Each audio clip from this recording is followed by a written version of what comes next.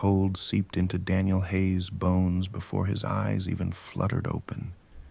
It wasn't the sharp bite of winter or the frigid sting of an icy wind. It was a suffocating, marrow-deep chill that clung to him like a wet shroud. His body felt as though it had been smashed against a wall and left for dead, every joint and muscle screaming in silent protest as he stirred. When he opened his eyes, a dull, gray world greeted him. A thick fog rolled across the ground in waves, hiding the battlefield's edges and creating the illusion of an endless wasteland. The smell hit him first, acrid smoke, charred metal, and the undeniable stench of death. It filled his lungs, clawing at his throat and leaving a metallic tang on his tongue. Hayes coughed, the sound jarring in the otherwise suffocating silence. He tried to sit up, but the effort sent a searing pain shooting through his side. His fingers instinctively went to the source, pressing against the thick fabric of his uniform.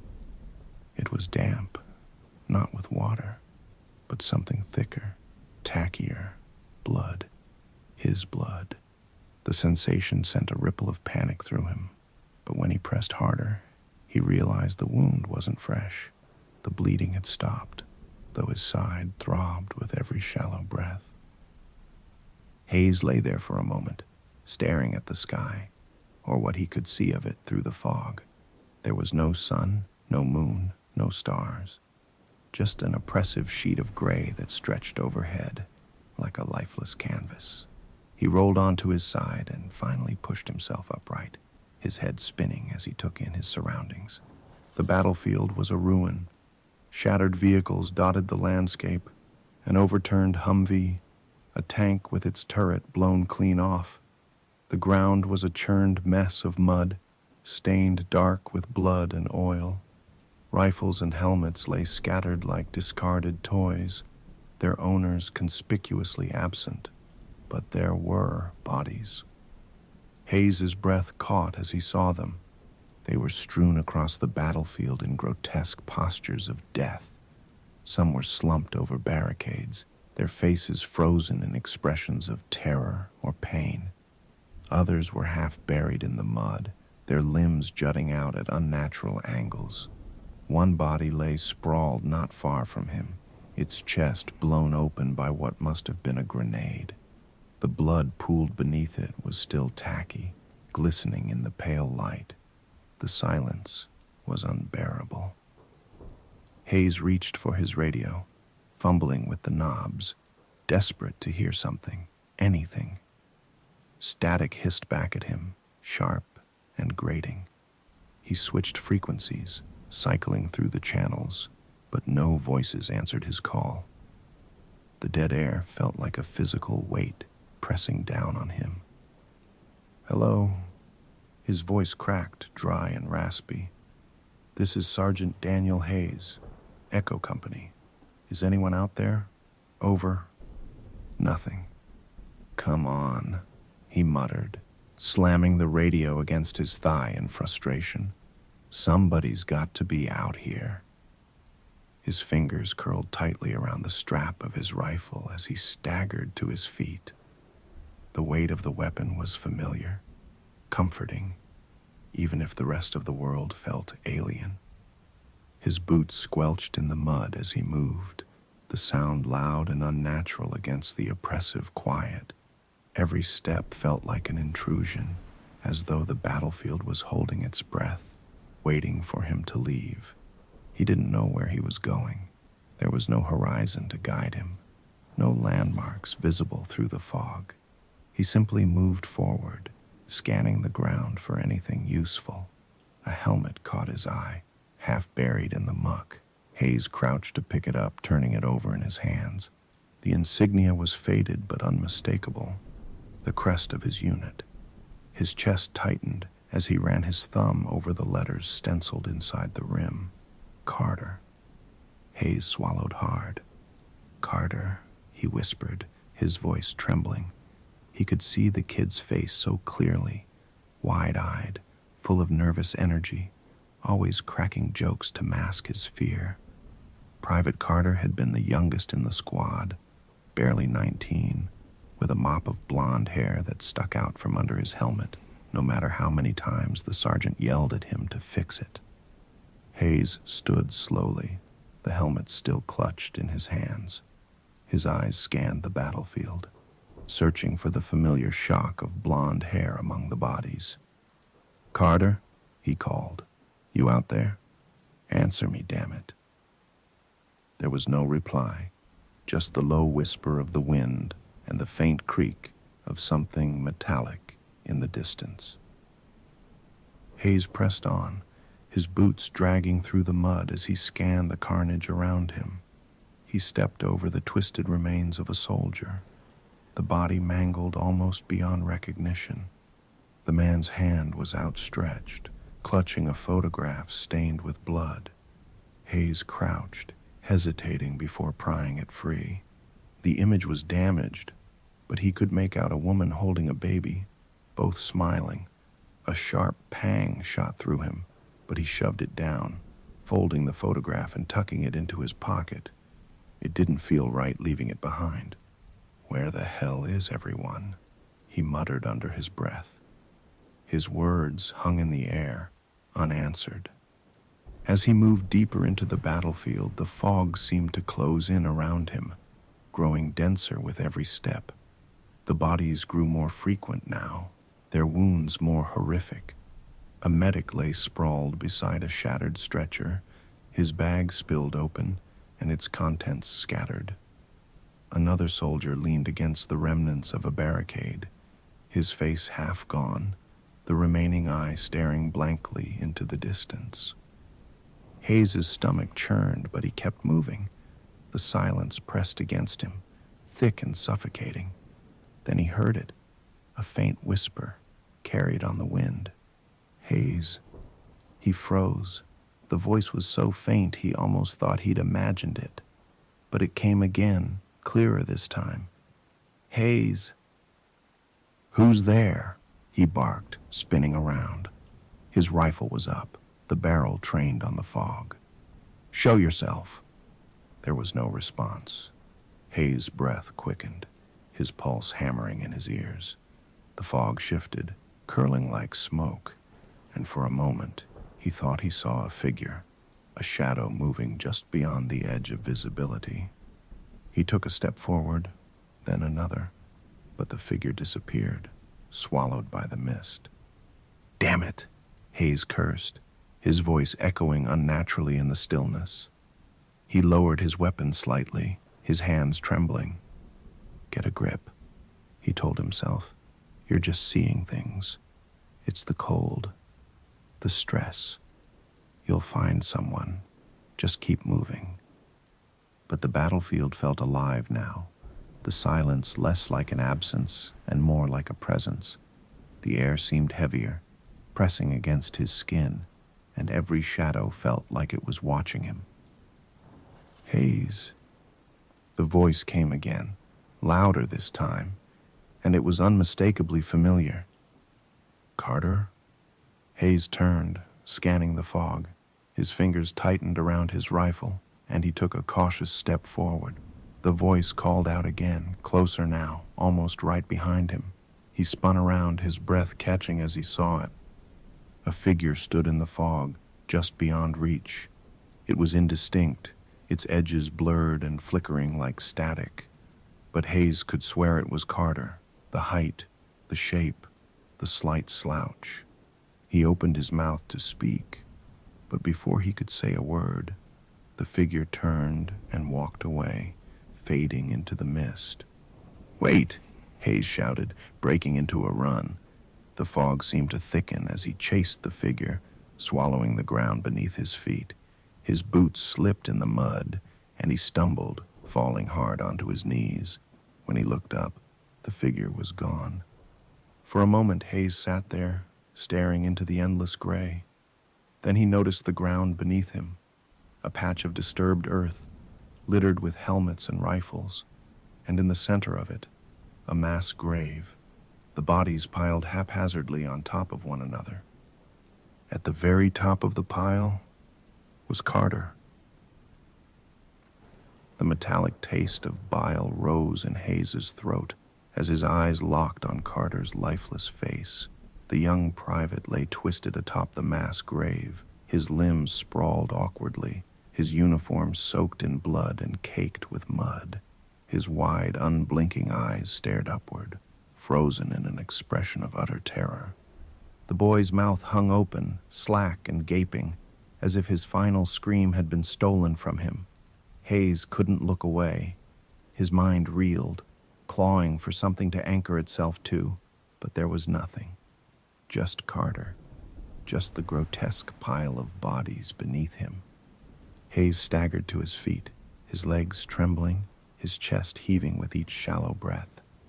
He wanted to reach for Carter, to do something, close his eyes, straighten his body, offer some semblance of dignity. But his boots remained rooted to the ground. The fog curled around the edges of the grave, obscuring parts of the grisly scene, only to reveal them again with each shift of the breeze. Arms protruded from the mound, stiff and bent in unnatural angles. Faces, some shattered beyond recognition, peeked through the tangle of flesh and fabric. Blood pooled at the base, dark and viscous, seeping into the churned mud like a festering wound. A low hum began to buzz in Hayes's ears, faint at first but growing louder, sharper, until it became unbearable. It wasn't a sound, it was a feeling, a vibration that seemed to come from the earth itself. He clutched at his head, trying to block it out, but it only intensified. Hayes. The voice sliced through the hum, clear and sharp. Hayes whipped around, his rifle raised, but there was no one there. The fog shifted, the battlefield seeming to ripple like water disturbed by an unseen force. Hayes. It came again, closer this time. Hayes's breath quickened, his heart pounding against his ribs. The voice wasn't just familiar, it was unmistakable. Carter. "Where are you?" Hayes said, his voice breaking. "Carter, is that you?" The whispers didn't answer. Instead, the ground beneath his feet seemed to pulse, the vibration spreading up his legs like static electricity. He stumbled backward, his boot catching on a jagged piece of metal. He went sprawling, landing hard on his side. The impact jarred him, and for a moment, his vision blurred. When he blinked the fog from his eyes, Carter was standing in front of him. The private's figure was translucent, shimmering like a mirage in the desert heat.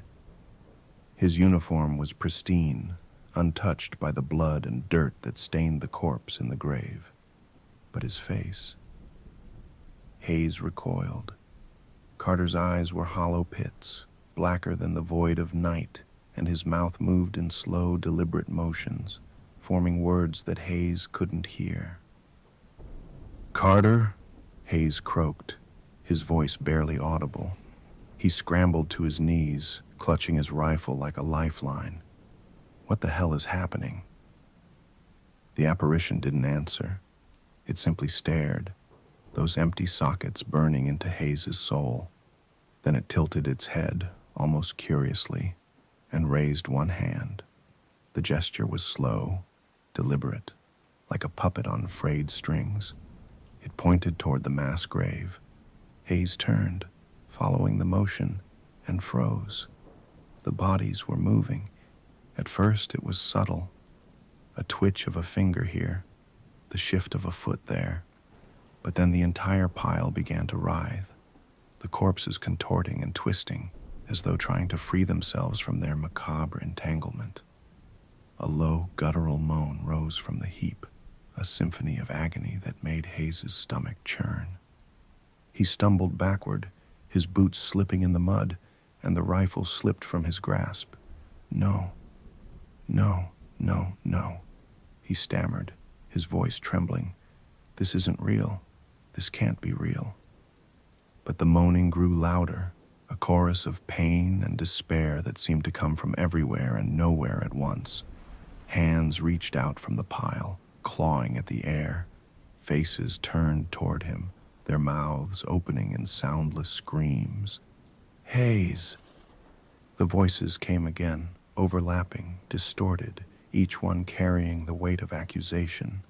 He scrambled to his feet, his instincts screaming at him to run, but his legs felt like lead.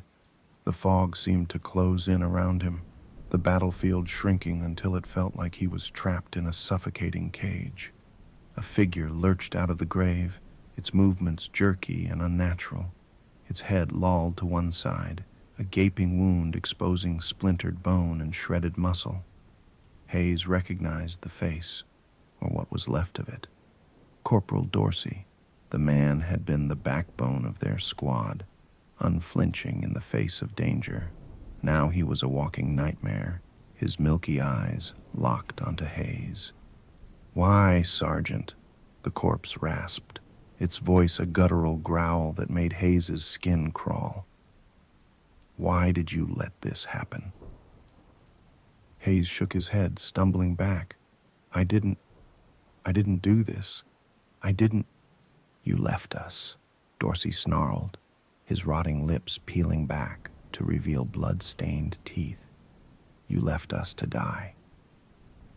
More figures began to emerge from the grave, each one more horrifying than the last.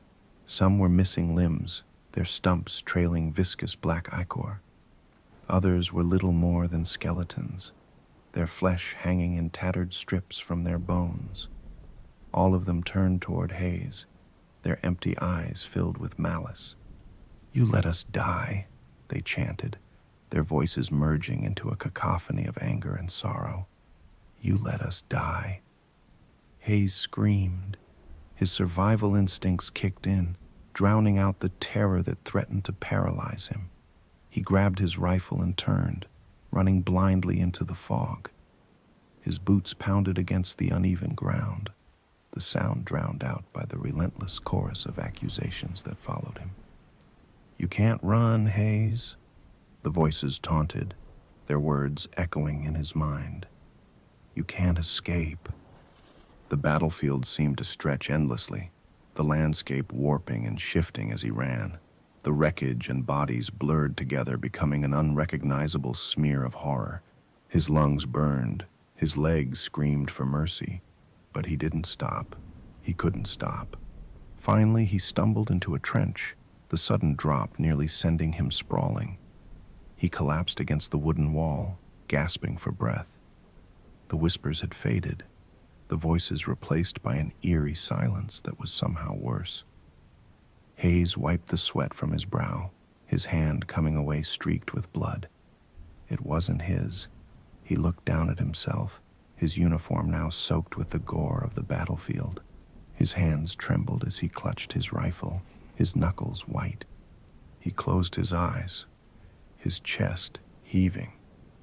"Get it together," he muttered. "You're not crazy. You're not crazy."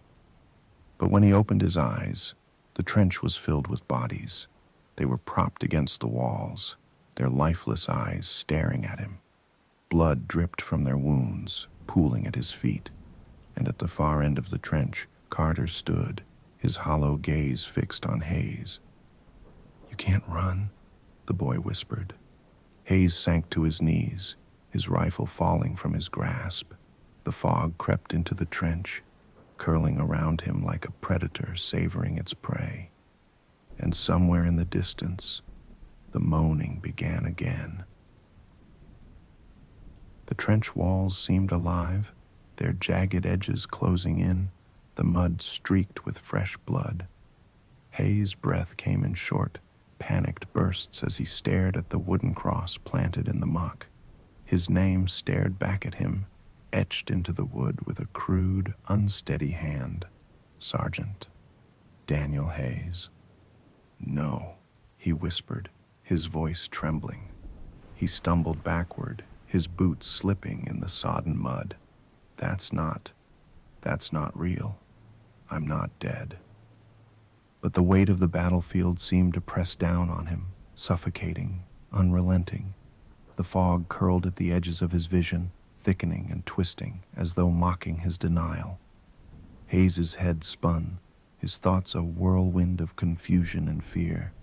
The cross remained, stark and immovable, its presence a damning accusation. He reached for the wood, his hand shaking violently, as if touching it might unravel the nightmare around him. His fingers brushed the surface, rough and splintered, and the world shifted.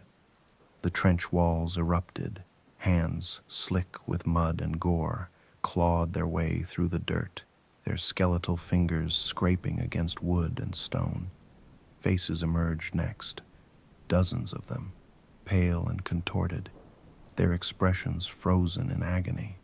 Their mouths opened, releasing low, guttural moans that echoed through the narrow space. Hayes recoiled, stumbling into the opposite wall. He pressed his back against the damp wood, his rifle clutched tightly in his hands. "Stay back," he called, his voice cracking. "Get away from me." But the faces didn't stop. They pushed through the trench walls, their empty eyes locked on him. One face emerged closer than the others, its features grotesquely familiar. Dorsey. His skin was pale and sagging, his jaw hanging loose, the lower half of his face shredded by shrapnel. "You ran," Dorsey rasped, his voice a wet, choking sound. "You left us." "I didn't." Hayes's words caught in his throat, his back pressed harder against the wall, his fingers gripping the rifle so tightly that his knuckles turned white. "I didn't run. I tried to." "Liar," another voice interrupted, sharp and cold. Hayes turned his head, and there was Ramirez, half his face charred black, his remaining eye glaring with fury. "We were counting on you, Sergeant." The voices grew louder, overlapping into a deafening cacophony. More faces pressed through the walls, their mouths moving in unison, their words indistinguishable but heavy with accusation. Hayes squeezed his eyes shut, his breaths coming in ragged gasps. The noise filled his head, threatening to split it apart. "Stop!" he screamed, his voice raw. "Just stop!" And then, as suddenly as it began, the noise ceased. When Hayes opened his eyes, the trench was gone. He was back on the battlefield, standing in the open. The fog still lingered, but now it was alive with movement, shadows flickering at the edges of his vision, shapes that disappeared the moment he turned to face them.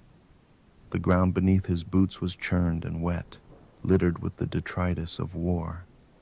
Bodies lay strewn across the field, their forms twisted and broken, their blood seeping into the mud. The air reeked of burning flesh and sulfur, acrid and choking. Hayes gagged, his hand instinctively covering his mouth, and then he heard it. Gunfire. The sharp cracks of rifles echoed through the fog, followed by the dull thuds of mortar shells exploding in the distance. The ground trembled beneath his feet, and Hayes spun around, his rifle raised. But there was no enemy, no source of the noise, just the dead and the fog and the lingering stench of death.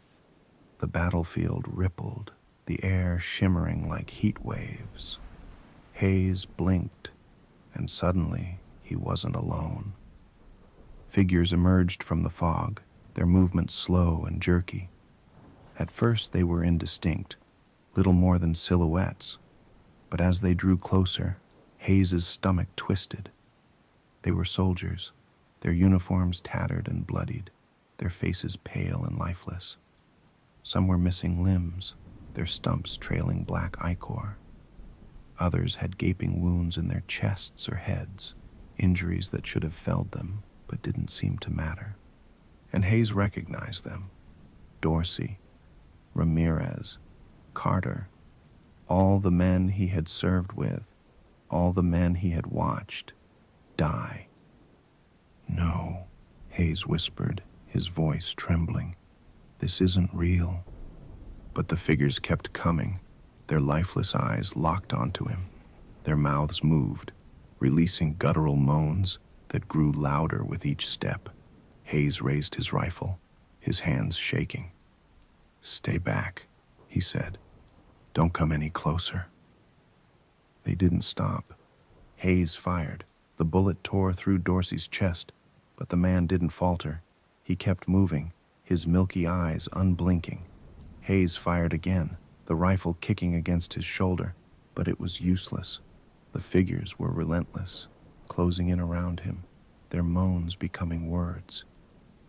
"You left us," Dorsey growled, his voice low and guttural. "You ran," Ramirez spat, his tone venomous. "You let us die," Carter whispered, his voice softer but no less damning.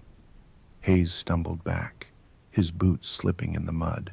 His breath came in short, panicked gasps as he fired wildly, the bullets tearing into the advancing figures but doing nothing to stop them. "Stop," he whispered. I didn't mean to." But the figures kept coming, their voices overlapping in a relentless chorus of blame. The fog swirled around them, thick and suffocating, and Haze's legs buckled beneath him. He fell to his knees, his rifle slipping from his grasp. The battlefield shifted again, the fog swirling violently before dissipating entirely. Haze found himself back at the ambush. The scene played out before him in horrifying clarity, every detail seared into his mind. His squad was pinned down, the air filled with the sharp cracks of gunfire and the deafening booms of mortar shells. He saw himself crouched behind a ruined vehicle, shouting orders that were drowned out by the chaos. He saw Carter fall, a bullet tearing through his chest, his body crumpling to the ground. He saw Dorsey trying to drag the boy to safety, only to be struck by shrapnel from an exploding mortar.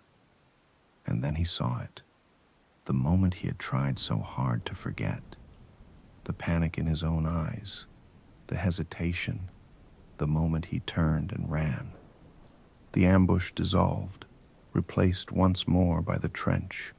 The cross was still there, standing in stark defiance against the muddy ground. Haze sank to his knees, his head in his hands, as the weight of his guilt crushed him. "You can't escape," the voices whispered, their tone softer now, but no less damning. "You belong here." Haze lifted his head, his eyes red and hollow. He reached for his rifle, the motion slow and deliberate, and stood. The fog curled around him, tightening like a noose. The battlefield waited, unchanging, eternal. And Haze walked forward, disappearing into the mist. The fog tightened around Haze like a predator savoring its prey. His breaths came shallow and uneven, each one clawing its way through the knot in his throat. His boots dragged through the mud, heavy as lead, each step a labor against the invisible weight pressing down on him. The battlefield stretched endlessly in every direction, yet it felt smaller with every passing moment, as though the walls of the world were closing in. Ahead of him, the ground shifted and buckled, giving way to a faint glow in the distance. The light was weak and flickering, like a dying flame on the edge of being snuffed out. Haze hesitated, his instincts screaming at him to turn back, but there was nowhere to go. The fog behind him felt alive, curling in thick, suffocating tendrils that seemed to push him forward. His grip on his rifle tightened, the metal slick with the sweat of his palms. "If this is a trick," he muttered, his voice trembling, "you can go to hell." The words sounded hollow even to him. Deep down, he knew the truth. This wasn't a trick. This was hell. The glow intensified as Haze approached, illuminating the broken remains of the battlefield around him. The bodies were clearer now, their wounds more vivid, the expressions on their faces frozen in the moments of their deaths. He saw Carter, his chest blown open, his helmet resting beside him in the mud. Ramirez lay crumpled nearby, his throat torn out, the blood on his uniform blackened and crusted. Dorsey's body was slumped against a jagged piece of metal, his fingers still clutching his rifle even in death. Haze turned away, his stomach twisting, but the glow pulled him onward. The air felt heavier now, charged with an energy that made the hair on his arms stand on end. The whispers returned, soft and overlapping, carrying fragments of words that barely reached his ears. Why? You ran like a coward. We trusted you. He shook his head, his footsteps faltering. I didn't mean to. You did, the whispers hissed in unison, their tone sharp and cutting. You chose to run. The ground beneath him shifted again, and Haze froze. Figures began to emerge from the fog, their shapes flickering and translucent. They were his squad, their forms twisted and broken, their faces pale and hollow. Carter stepped forward first, his wide, accusing eyes locked onto Haze. You left us, Carter said, his voice a quiet, haunting echo. We needed you, and you left.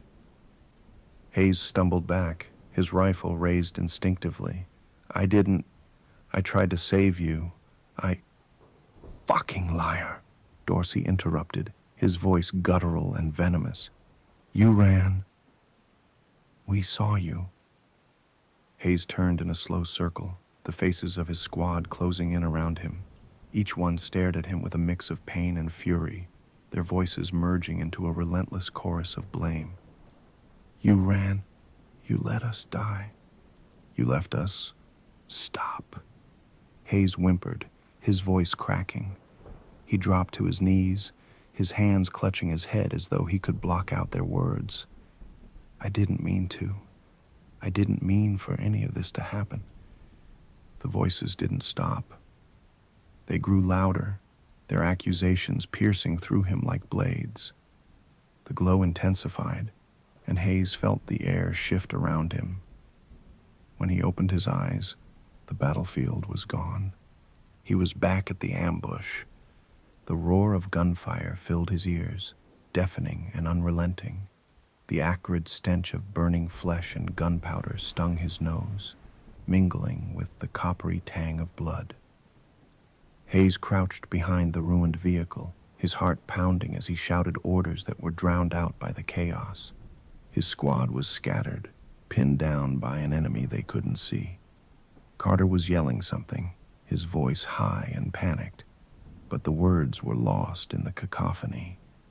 Haze saw him fall, a bullet ripping through his chest, his body hitting the ground with a sickening thud.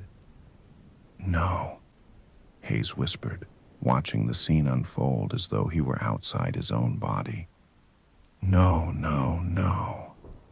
Dorsey moved to drag Carter to safety, his face set with grim determination. But a mortar struck nearby, the explosion tearing through the ground and sending Dorsey flying. Ramirez fell moments later, a spray of gunfire tearing through his torso. And then Haze saw himself. He was crouched behind cover, his face pale and drenched with sweat. His hands shook as he fumbled with his rifle, his breaths coming in shallow gasps. His squad was screaming for him, calling his name, begging for orders, for guidance. But he froze. Haze watched in horror as his past self hesitated, panic overtaking reason. He saw himself glance over his shoulder, the fear in his eyes clear as day. And then he ran. He turned and bolted, his boots kicking up mud as he left his squad behind. Their screams followed him, growing fainter with each step until the battlefield dissolved into silence. The scene faded, and Haze was back in the trench. The cross loomed before him, its presence oppressive and unyielding. The battlefield stretched out behind it, endless and unchanging, its fog-choked expanse a monument to his failure.